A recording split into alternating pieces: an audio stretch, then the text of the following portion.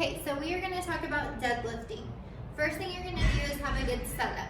So you're going to step up to the bar, shins 1 inch away from the bar. Scoot back a tiny bit.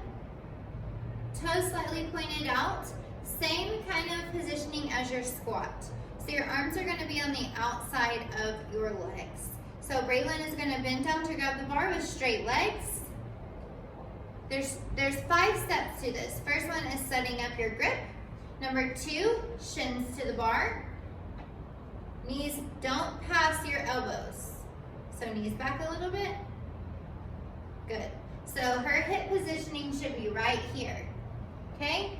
So tight chest, flat back, push through your hips and pull. Keep that bar really close to you, lock out at the top and down. Bend.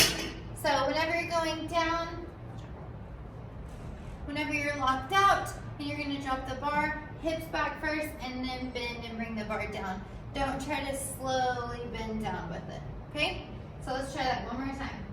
We're going to set up to the bar, 1 inch away from the bar. Toes slightly out. Grab the bar with straight legs. Now bend your shins to the bar. Chest out. Tight, tight back, and press and pull. Good. And down. Okay, so that time Braylon lifted her head up. What I want you to do is find a spot right out in front of you and focus on that spot instead of lifting your head up. Keep your head looking at that position. So we're going to do it one more time. So shins 1 inch away from the bar. Grab the bar with straight legs.